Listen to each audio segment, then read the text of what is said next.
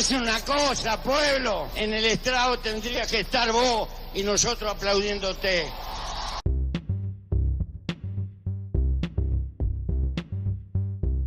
Bienvenidos a Seguro de Paro, el podcast de análisis político de la República Oriental del Uruguay. ¿Cómo andás, Agustín Zavala? ¿Cómo andás, Pintado? Todo tranquilo. Hoy un día muy especial, tenemos un invitado. Por primera vez en Seguro de Paro tenemos un invitado con nosotros que nos va a complementar y nos va a compartir todo su conocimiento y toda su experiencia. Por supuesto. Hablamos de Pablo Méndez, periodista de Revista Martes. ¿Cómo andás, Pablo? Bueno, buenos días, buenas tardes y buenas noches para todos. El tema de hoy es, nos apartamos un poco del gobierno estrictamente de la calle Pou. Hoy vamos a hablar del Frente Amplio, y este Frente Amplio que después de 15 años vuelve a ser oposición con todo lo que eso implica, ¿no? Que está atravesando un momento de gobernó durante 15 años y ahora se encuentra fuera del gobierno con un cambio de liderazgos importante, donde por lo menos se ve capaz que no llamarlo crisis, pero sí una reestructuración de su liderazgo, de su composición política e ideológica, y que bueno, que está en esa, también con un proceso de autocrítica, con la vista también para los próximos años a las elecciones nacionales y las elecciones internas. Perdón la palabra, es un quilombo el Frente Amplio. Me gustaría, para arrancar un poco, retomar y compararlo con el panorama del año 1999, o mejor dicho, el año 2000. El Frente Amplio había perdido esa elección que termina ganando Jorge Valle. Y lo comparamos porque, bueno, son dos elecciones perdidas por el Frente Amplio, pero que a su vez con panoramas muy diferentes, ¿no? En el año 2000 arrancaba el gobierno de Jorge Valle, pero el Frente Amplio... El Frente Amplio venía de una acumulación política donde la figura de Tabaré Vázquez y también había otras figuras jóvenes, porque también estaban... Astor y Mujica eran figuras relevantes de la política, no eran estos actores políticos de hoy, estaban mucho más activos. Entonces la figura de Tabaré Vázquez, ese líder que terminó siendo, que es desde la vuelta de la democracia hasta ahora, sigue siendo Tabaré Vázquez, estaba en ese momento con mucho más fuerza. Claro, y no se discutía tanto, se asumió, digamos, por más que había habido una interna en el 99 entre Vázquez y Astori, no se discutió el liderazgo de Vázquez, que de hecho fue presidente del Frente Amplio después, y bueno, se mantuvo como un líder desde la oposición importante, sin estar incluso en el Parlamento, y pudo ejercer ese rol. Algo que ahora se ve mucho más difícil, el hecho de no estar en el Parlamento y poder tener un rol relevante. Ahí hay un punto, pensando un poquito en voz alta, que tiene que ver con la identidad, ¿no? El Frente Amplio, aquel del 99, no tuvo una crisis de identidad porque se nació como oposición, se identificaba con la oposición y la derrota le hacía continuar en esa línea de oposición. La realidad de hoy es totalmente distinta en ese sentido. Claro, incluso me acuerdo que debe haber sido de los primeros discursos políticos que me acuerdo con claridad de Tabaré Vázquez el día que termina, que van al balotaje, ¿no? En octubre del 99, Tabaré Vázquez celebra por más que se sabía o se vislumbraba que no le iba a alcanzar para ganar, Tabaré Vázquez decía, bueno, somos la primera fuerza política del país, y que era la acumulación de, el Frente Amplio ya definitivamente era el partido más votado. Se sabía que era cosa de tardanza que el Frente Amplio tuviera el gobierno. Claro, y creo que ahora, por más que pueda seguir siendo la fuerza política más votada, el Frente Amplio ya no siente ese orgullo o esa tranquilidad de esa posición, digamos. Y bueno, se abre esto de ¿quién es ahora el líder del Frente Amplio? Esa figura que podía ser Tabaré Vázquez en el 2000, ¿quién es ahora? Sin estar en el gobierno, ¿dónde está ese liderazgo, no? Sí, yo creo que el Frente Amplio está buscando por muchos lados, también está viviendo un proceso de reestructuración donde los sectores se están reagrupando a raíz de las derrotas. Yo creo que tiene que ver con las derrotas electorales y la pérdida de los liderazgos está haciendo que el Frente Amplio se esté reestructurando de vuelta en ejes que son diferentes. Y en esa búsqueda aparecen nombres como se está perfilando Yamandu Orsi, se perfila Carolina Cose, pero como que aún falta un líder que asuma la responsabilidad de liderar, valga la redundancia, al Frente Amplio. Ahora, siguiendo con esa comparación, ¿no? Uno podría pensar, bueno, ¿qué pasa con Daniel Martínez, ¿no? Un candidato que estuvo muy cerca realmente de poder, o sea, no estuvo tan lejos de ganar la elección, y sin embargo, parece ser que nadie lo tuvo en cuenta a la hora de, o sea, nadie se planteó que realmente pudiera ser el líder de este Frente Amplio, digamos, como que un acuerdo tácito de que, bueno, la derrota de Daniel Martínez lo terminaba de eliminar, que era algo que, digamos, sacar a Daniel Martínez del medio no parecía molestarle demasiado a muchos sectores del Frente Amplio. Creo que lo termina de corroborar Martínez con presentándose a las elecciones departamentales y con ese resultado malo que, bueno, le termina dando la razón a sus adversarios internos, digamos, de que, bueno, ya no tiene más capital político. Es una trayectoria muy extraña porque, si ustedes recuerdan, el momento, a mi forma de verlo, como clave del liderazgo de Martínez, fue aquel acuerdo que hizo el MPP con el Frente Líder Seregni para que Daniel Martínez no fuera candidato a la intendencia y fuera Ana Olivera. Claro, en 2010 ¿no? Eso, ¿no? Ese fue como, yo creo que sin esa historia, quizá Martínez no hubiese sido el intendente, porque eso fue lo que generó el ambiente para que muchos frentamplistas entendieran que era justo que Martínez fuera el intendente, claro, porque no había podido ser. Y además cultivando Martínez un perfil que quiso ser similar al de Vázquez en el sentido de, bueno, de un hombre exitoso desde lo profesional, pero también con esa pata popular o bueno, historia vinculada al sindicalismo o a los orígenes del Frente Amplio, pero sin embargo se fue de alguna manera, a pesar del quizás el mejor momento que, como decías, de esa candidatura que no fue, que después la logra hacer en 2015, con incluso muy buenos porcentajes de aprobación de su gestión, o sea, una gestión que, como no pasaba hace tiempo, había dejado una buena impresión en los montevideanos y aún así quedó totalmente fuera, digamos. Sí, los procesos políticos que eligió vivir, yo creo que lo terminan dejando un poco de lado y afuera de la discusión política. También un poco de la justicia también lo termina, eso que decía recién Pablo. Lo que la gente decía, es justo que Martínez fuera candidato en el 2015 a la intendencia, quizás lo termina diciendo, no es justo que Martínez siga estando y que pierda, no es justo que Martínez gane la intendencia de vuelta por todo el proceso político que vivió y que arrastró en los últimos meses. Hay que hablar, bueno, cuáles son, si no es Martínez, quiénes son los otros personajes que aparecen. Y creo que lo primero es bueno también evaluar que Javier Miranda, que venía siendo presidente del Frente Amplio, si bien tenía ese cargo de presidente, nunca llegó a ser ni por asomo una especie de líder partidario, ¿no? Era más bien como una especie de pivot o de vocero de algunas cuestiones internas, ¿no? No llegó nunca a erigirse como un referente al que los votantes frente amplistas o incluso los líderes sectoriales tomaran como una voz que los comprometiera de alguna manera, ¿no? Claro, cumplió más como un rol de juez, ¿no? De ese juez que, bueno, te deja jugar, el encargado de leer un comunicado, pero no ese rol de liderazgo no sé, de frente amplistas que vayan a consultarle a Miranda. No, incluso uno se puede hacer la pregunta, ¿qué va a pasar con Miranda después de las elecciones del Frente Amplio? Y uno no le encuentra un lugar a Miranda. No, creo que o sea, no le encuentra, sobre todo porque el Frente Amplio no tiene a esta altura, digamos, ya pasadas las departamentales, no parece haber muchos lugares, por lo menos en cuanto a cargos elegibles, donde puedan colocarse algunas figuras que van saliendo de lugares que tenían. El Frente Amplio se encuentra entonces en la disyuntiva de, bueno, ¿quién va a ser el próximo presidente del Frente Amplio? Y además creo que también viene con esa decisión cuál es el rol de la presidencia del Frente Amplio. Si el presidente del Frente Amplio va a ser un líder de la oposición o va a ser una especie de figura protocolar o meramente organizativa, digamos, de la fuerza política.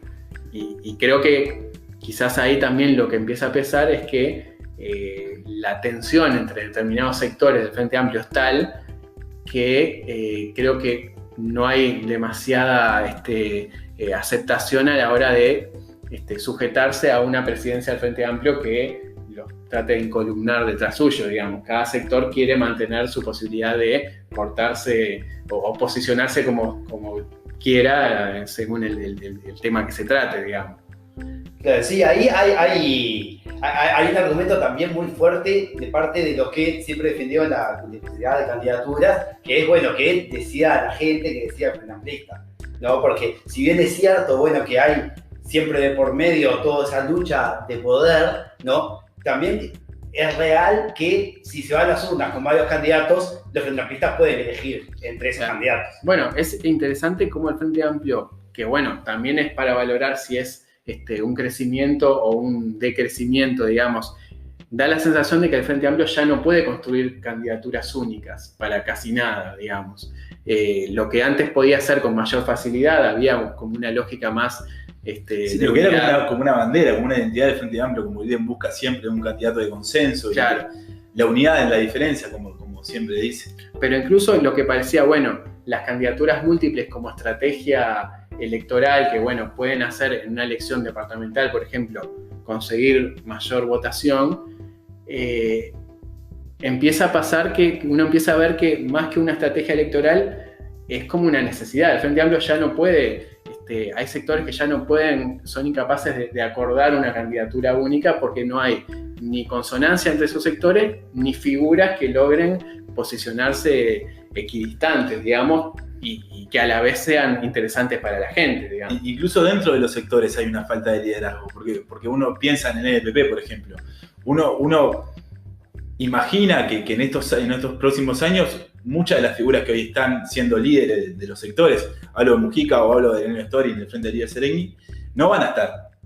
Entonces esos sectores también están buscando su liderazgo. Entonces también hay una tensión entre los sectores que buscan internamente un liderazgo y que les dificulta mucho más buscar un liderazgo en el Frente Amplio.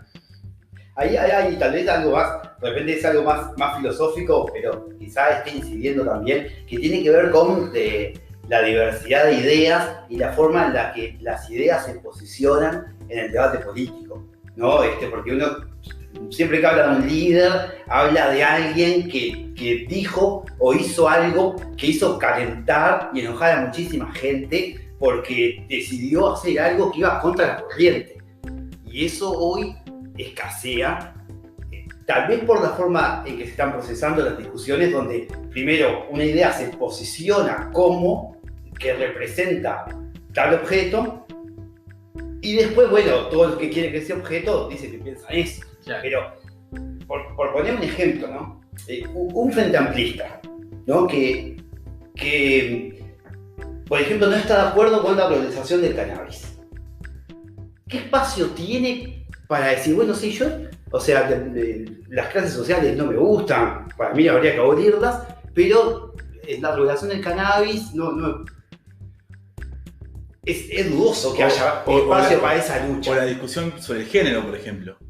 Uno podría decir, dentro del Frente Amplio, quizás hay voces donde no consideran primordial las cuestiones más cercanas al género y sí las cuestiones más cercanas a la clase. Pienso en el EPP, por ejemplo, que históricamente ha como mantenido una distancia con las cuestiones de género y siempre machacando sobre que la diferencia original es la cuestión de clase. Claro, creo que también eso va o demuestra, bueno, los problemas que enfrenta el Frente Amplio a la hora de reconocer o identificar cuál es su plataforma política en el siglo XXI, en el año 2020, digamos, o de cara a un 2025. Si es simplemente, en ese sentido creo que termina hasta siendo un alivio estar en la oposición, en el sentido de, bueno, cuando termine este gobierno va a tener más cosas que poner en un programa de gobierno o más banderas que levantar que a fines de 3 gobiernos consecutivos, donde, bueno, la agenda se te va apretando por la propia lógica de gobernar. La agenda y tu capacidad de poder leer la sociedad también, ¿no? Yo creo que una de las cosas que le pasó al Frente Amplio es que no logró ver y analizar los cambios que se dieron en la sociedad en los últimos 15 años y se quedó con algo que terminó en su derrota. Sí, llama la atención los procesos de autocrítica del partido del Frente Amplio, porque yo por lo menos las autocríticas que he leído o he escuchado, todas son de la índole no supimos comunicar lo maravilloso que hicimos. Claro. ¿No? O peor, la gente no entendió lo formidable que fue nuestro gobierno. Y ese tipo de autocríticas son una trampa al solitario. Recién me mandaron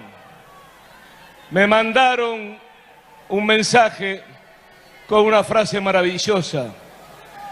Y a veces las frases sintetizan mucho más que los 1000 discursos, ¿verdad? La frase decía: intentaron enterrarnos. Lo que no sabía es que somos semillas. No sabían que somos semillas.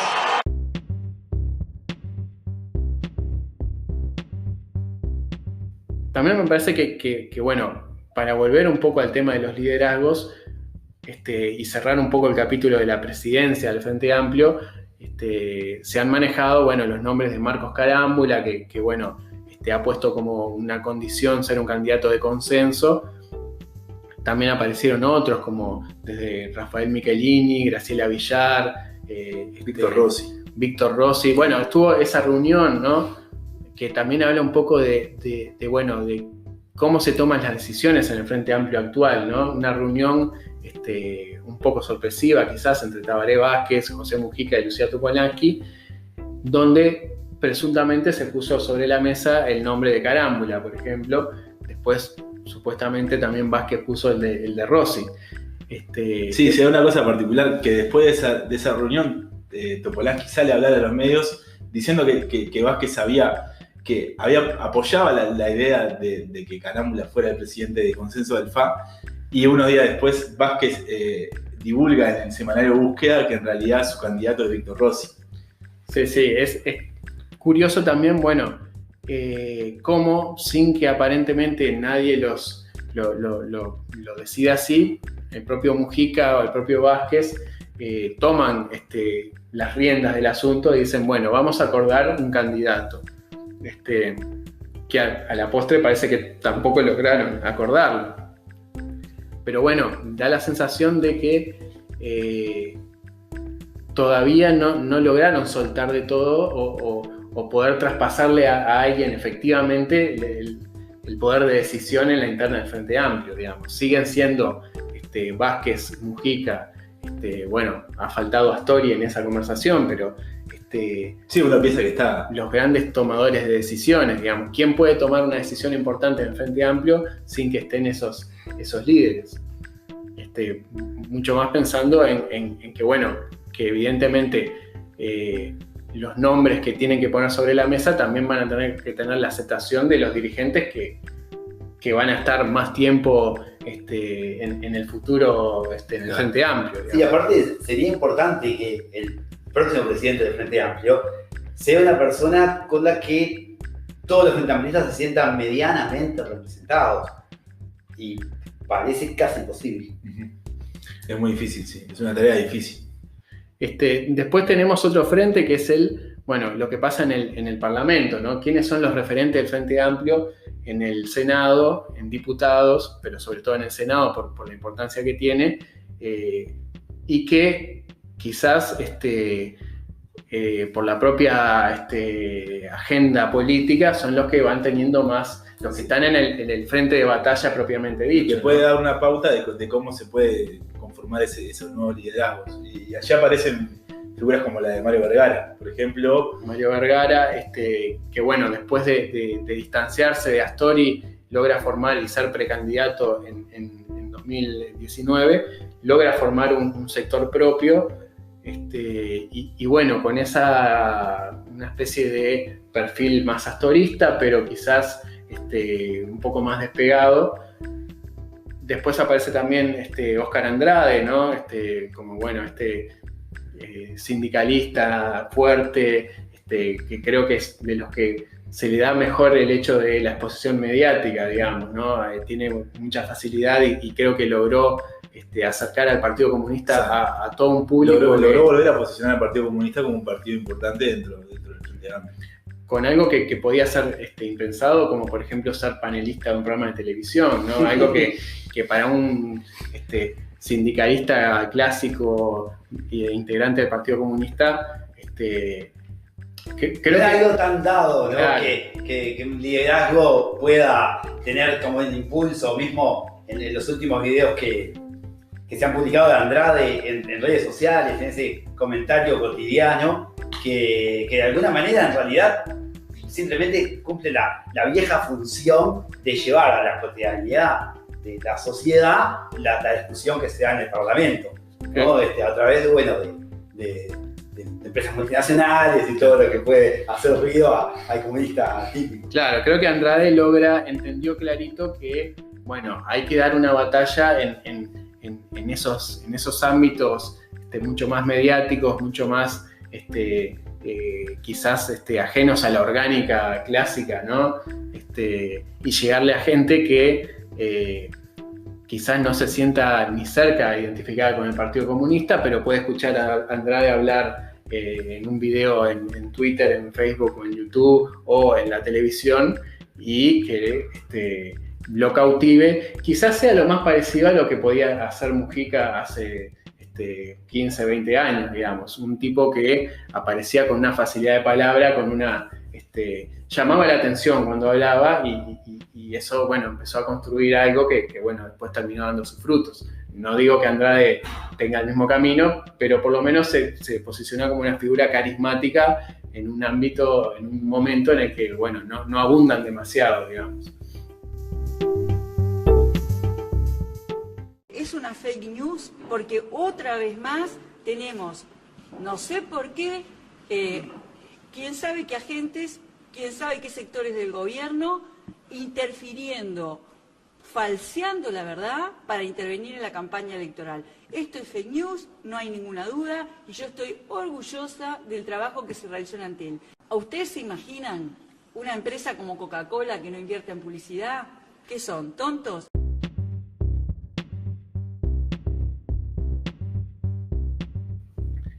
Tenemos también a Carolina Cose, bueno, que también logró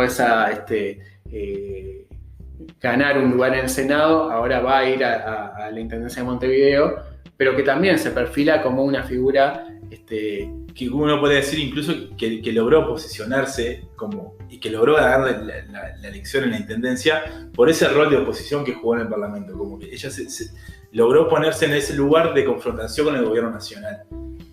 Claro, creo que es algo que hizo algo que le estaba haciendo complicado al Frente Amplio, que es, bueno, creo que el Frente Amplio empezó tímidamente a defender varias de sus conquistas, porque bueno, creo que en eso sí que la pandemia complicó mucho las posturas del Frente Amplio como oposición, porque bueno, en un momento de pandemia, ponerse muy confrontativo podía ser hasta visto como irresponsable o casi que antipatriota, digamos.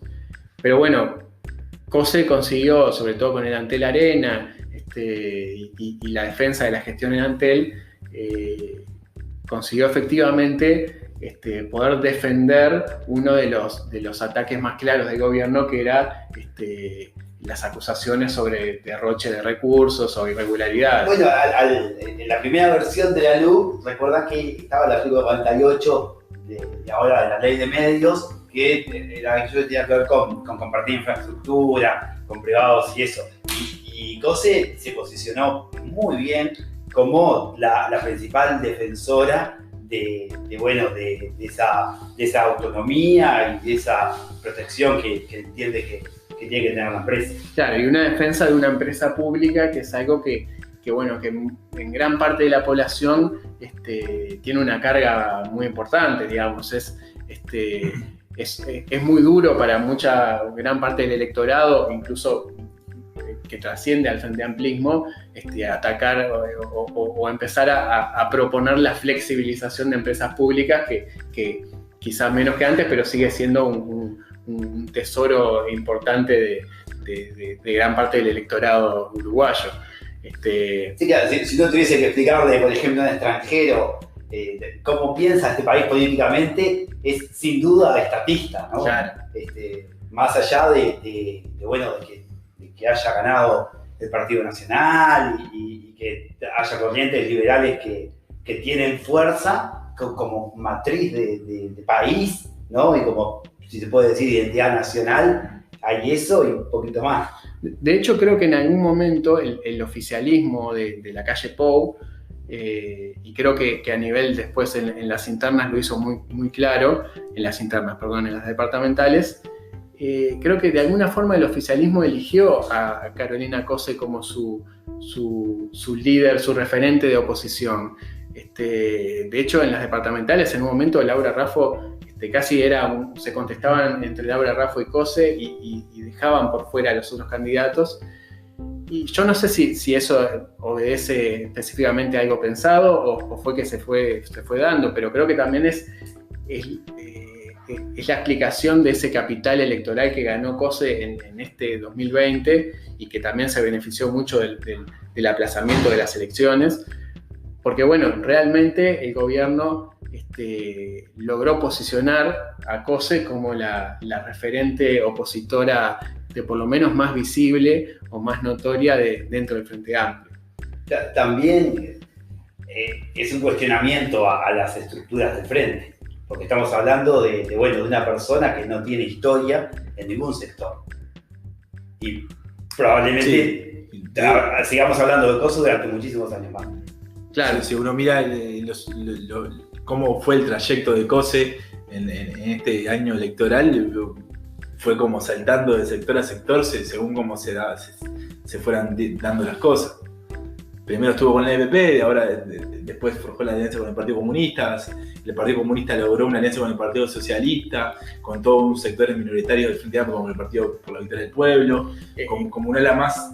Ella quedó como una referente. Ella se sigue de izquierda. Claro, se sigue manteniendo, se sigue declarando independiente, también hábilmente buscando no comprometerse demasiado con ninguno de los sectores que luego le pueda generar algún ruido en una candidatura única o una candidatura final en el futuro, ¿no? El clima de campaña electoral nunca terminó. Es momento que cambiemos de frecuencia y abandonemos la lógica de la campaña perpetua y nos pongamos a articular, unos gobernando, otros haciendo oposición, y salgamos de esa lógica perversa de permanentemente estar comparando cuántas cosas feas tiene el otro o cuántas cosas nos separan.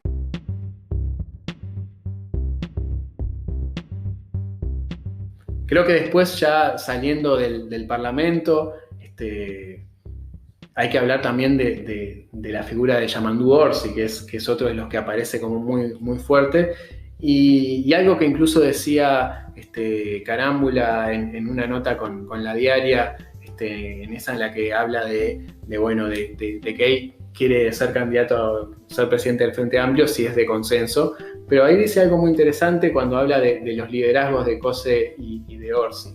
Porque así como le reconoce ese rol confrontativo a Cose, destaca cómo Orsi logró en Canelones cierto diálogo y ciertos consensos con el Partido Nacional a la hora de votar presupuestos y algunas medidas.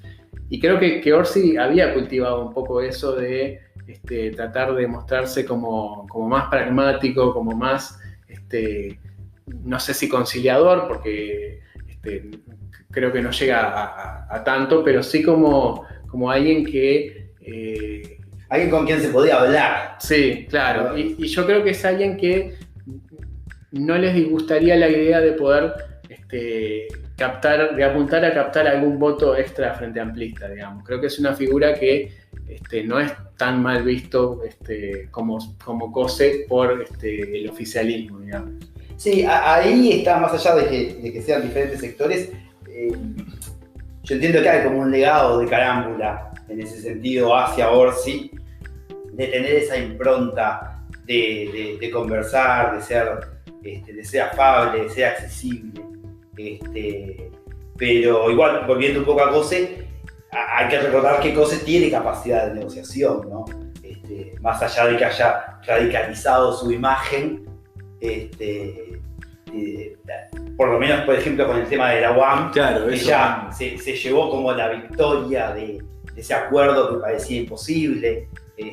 Sí, creo que incluso apenas después de ganar la elección departamental, ya comenzó a mostrarse mucho más, o a demostrar que tenía ese nivel de negociación, no solo a nivel de los otros partidos, sino incluso en la interna del Frente Amplio, digamos.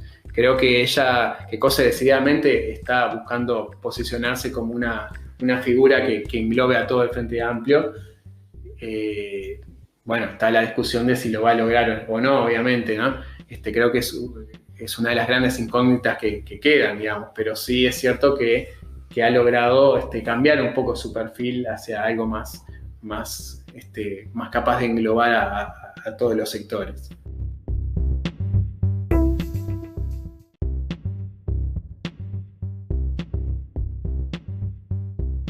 Tenemos que pensar también, y pensando en los años que quedan de gobierno, recién va un año. Claro, acaba la pregunta, ¿qué puede pasar? ¿Qué puede hacer el gobierno con esa unidad? ¿Qué efectos puede tener el transcurso del gobierno de la calle Pou en esa reestructuración y ese reposicionamiento del Frente Amplio? Que uno podría llegar a pensar que en los momentos de crisis es cuando la unidad y el frente político, no el Frente Amplio, sino el frente político termina uniéndose frente a un enemigo o frente a un opositor. Claro, ese papel de oposición que de alguna manera se fortalece de los problemas que va teniendo el gobierno de turno, digamos. Y eso no lo ha tenido en estos primeros meses el Frente Amplio, sobre todo porque estuvieron marcados por la pandemia, donde no se podía un poco marcar demasiado la confrontación. No, incluso uno puede pensar que en este momento hay como una aceptación general, o por lo menos en grandes líneas, de lo que es el gobierno aún. Que uno tiende a presumir que cuando el año que viene o el próximo los efectos de esta crisis que estamos cimentando ahora empiecen a hacer mella en los salarios, en el empleo, en la economía en general, eso puede dar pie quizás, puede ayudar al Frente Amplio en esa unificación. Creo que también como una de las virtudes de esta circunstancia, del gobierno del Partido Nacional y de que el Frente Amplio todavía sigue como asumiéndose como oposición, es la de que, se están haciendo cosas distintas en algunos aspectos. Y de esas cosas distintas que se están haciendo es que el Frente Amplio va a nutrir su identidad opositora, ¿no? Creo que, por ejemplo, las políticas en seguridad, las políticas sociales, la impronta de las políticas sociales, casi diría como la esencia de las políticas sociales que se están haciendo ahora, son diferentes a las del gobierno del Frente Amplio. Y quizá ahí es que el Frente Amplio como que vuelve a encontrarse a sí mismo. Claro, y de todas maneras creo que puede dar lugar a una disyuntiva o a un conflicto también interno en el Frente Amplio, en el sentido de, cómo se resuelven esas diferencias, ¿no? Pensando en, por ejemplo, algo que pasa con la seguridad, y es que creo que existe la tentación por parte de algunos actores políticos frente amplistas de salir a señalar ante cada asesinato, cada hurto, reclamarle la responsabilidad a Larrañaga, casi que exactamente lo mismo que hacían blancos y colorados durante los gobiernos del Frente Amplio. Y creo que, el Frente Amplio también tiene que saber cómo se va a parar, si se va a parar exactamente igual que blancos y colorados durante su gobierno, o si efectivamente, en algunos temas puede evitar la tentación de la reacción rápida y que no tenga la identidad de izquierda que debería tener, digamos. Marcó una línea con la discusión de la LUC, ¿no? Que aprobando un porcentaje bastante amplio de artículos, aunque habría que ver ahí si lo cuantitativo es representativo de lo que hizo el Frente Amplio, ¿no? Tal vez no es que se pueda medir en cantidad de artículos aprobados, sí, pero sí es una decisión que el Frente Amplio tiene que tomar. Uno puede decir que con respecto a la LUC, el Frente Amplio tomó como un rol de oposición constructiva y que ahora tal vez esa posición que tomó lo deja en una posición media que enoja con los movimientos sociales, porque están tratando de impulsar un referéndum que anule la LUC, y hay una discusión de si ir por el lado del Frente Amplio, que el Frente Amplio está diciendo yo no puedo ir contra todos los artículos de la LUC porque apoyé y mejoré de algún sentido la ley, y el movimiento social quiere ir en contra de toda la ley. Claro, también tendrá que encontrarse el Frente Amplio o reencontrarse con las organizaciones sociales, con los sindicatos, que propiamente por el gobierno se habían desencontrado, habían tenido algún chispazo mayor en los últimos años. Creo que también otra de las interrogantes es si el Frente Amplio en algún momento va a intentar vincularse o buscar algún tipo de alianza puntual con miembros de la coalición de gobierno, como puede ser Cabildo Abierto o como puede ser el Partido Colorado, o principalmente el sector ciudadano del Partido Colorado, que puede mostrarse como más autónomo con respecto a la calle Pou. Sí, algunas señales ya han demostrado, hay por lo menos intenciones de que Cabildo Abierto y el Frente Amplio vayan conjuntamente en algunos aspectos, como el proyecto de ley sobre la extranjerización de la tierra.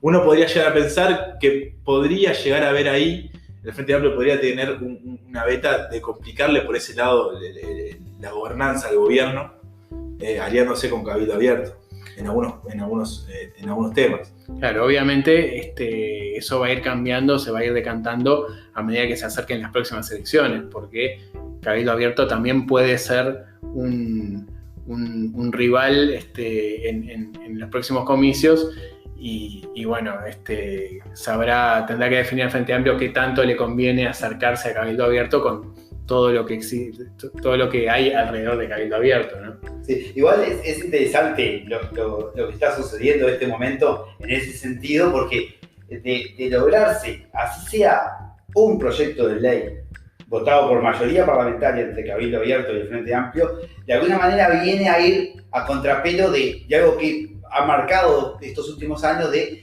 dime quién lo dice y te diré si estoy a favor o en contra. Claro. Sí, creo que hay, yo creo que hay por lo menos, más allá del proyecto que sea, creo que la intención, sobre todo de Cabildo Abierto, de que eso suceda en algún momento, y creo que más que nada por el efecto que puede tener en la calle Pou, en decir, marcar efectivamente la independencia, y hay que ver si eso no sucede recién cuando falte menos para las elecciones, y sea quizás la ruptura definitiva entre Cabildo Abierto y el gobierno, pero eso ya sea quizás otro episodio, digamos. Sin duda el Frente Amplio tiene por delante un proceso complicado que le puede llegar. El Frente Amplio sin duda quiere volver al gobierno en 2024, y para eso va a tener que atravesar procesos bastante complejos. Uno es todo esto que estamos hablando, y así llegamos al final de este nuevo episodio de Seguro de Paro. Queremos agradecer a Pablo Méndez, que nos acompañó en esta edición y que inauguramos la línea de 3. Muchas gracias por la invitación. Y bueno, lo más interesante de todo esto es poder despedirse con buenos días, buenas tardes, buenas noches. Muchas gracias.